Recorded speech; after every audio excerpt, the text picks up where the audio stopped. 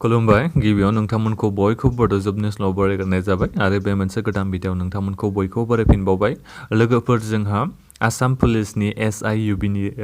written एग्जामनि रिजाल्टआ ओंखारना फैबाय दा नोंथांमोना सोरबाफोर बे रिटेन एग्जामखौ होदोंमोनबा दा नोंथांमोना रिजाल्टखौ नायनो हासिगोन जोंहा लोगोफोर बे आसाम पुलिसनि SIUBनि रिजाल्टखौ मैयासो डिक्लेयार खालामदों दा नोंथांमोना बे रिजाल्टखौ नायनो थाखाय नैबे state level police recruitment board Assam Guwahati बे अफिसियेल वेबसाइटनि लिंकआव फैनांगोन आं बे अफिसियेल वेबसाइटनि लिंकखौ भिडिअ डिसक्रिप्सनाव होनानै दोनदों नोंथांमोना भिडिअ डिसक्रिप्सन होनायाव लिंकआव फैबानो जाबाय एग्जामा जोंहा लोगोफोर बे आसाम UBनि बे SIUBनि एग्जामा जोंहा रिटेन एग्जामा नभेम्बरनि 22 तारिखआव जोबनानै थांदोंमोन गासै टटेल पस्टआ 597 दंमोन माबानि पस्टनि नामखौ एबा साख्रिनि नामखौथ' खोन्थाखादोंमोन आङो SIUB आंनो खोन्थादोंमोन नोंथांमोननो बेनि रिक्रुटमेन्टखौ दा नोंथांमोना रिजाल्टखौ नायनो थाखाय बे रिटेन एग्जामनि रिजाल्टखौ नायनो थाखाय नैबे लिंक 1 लिंक 2 बे होनाय दंमोन दा नोंथांमोना बबे मोनसेयाव नायो लिंक 1आव नायोना लिंक 2आव नायो नोंथांमोना गावनि रिजाल्टखौ नायबानो जाबाय दा नोंथांमोना नैबे लिंक 1 आं नोंथांनो खोन्थानि एग्जाम्पल महरै आं दा लिंक 1आव थुना होबाय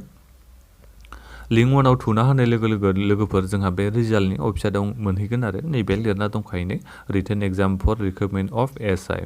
दा नोंथांमोना कार्ड अफ मार्क्सआवबो नोंथांमोना नायनो हागोन लोगोफोर बेसेबां कार्ड अफ मार्क्स नांगोन बेखौबो नोंथांमोना नायनो हागोन दा नोंथांमोना नोंनि स्करखौ एबा रिटेन एग्जामनि रिजाल्टखौ नायनो थाखाय नोंथांनि बे रल नाम्बारखौ होनो नांगोन नोंथांनि बे SIनि रल नाम्बारखौ होनो नांगोन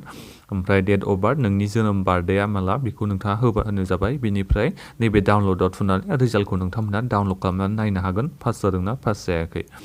बिनिफ्राय आरो आं नोंथांमोनखौ बुंबावो नोंथांमोना नैबे कार्ड अफ मार्क्सखौ डाउनल'ड खालामनानै नायग्रोबानो जाबाय मा दङ बेहाय नोंथांमोना गासैबो मिथिनो मोनगोन अब्लानो बिनिफ्राय नोंथाङा गावनि रल नाम्बारखौबो होनानै नायबानो जाबाय कार्ड अफ मार्क्सखौ नायोबा नोंथांमोना मिथिगोन आरोना पास जानो हादोंना जायाखै बेनोमोन लोगोफोर नोंथांमोनजों मिथिहरनाया जोंहा आसामनि SIUBनि रिजाल्टआ ओंखारना फैबाय थांनाय जोंहा नभेम्बरनि 22 तारिखआव एग्जामा जानानै थांदोंमोन बेनि रिजाल्टआ मैया ओंखारना फैबाय आं दिनैसो भिडिअखौ नोंथांनो खालामना होनाय जाबाय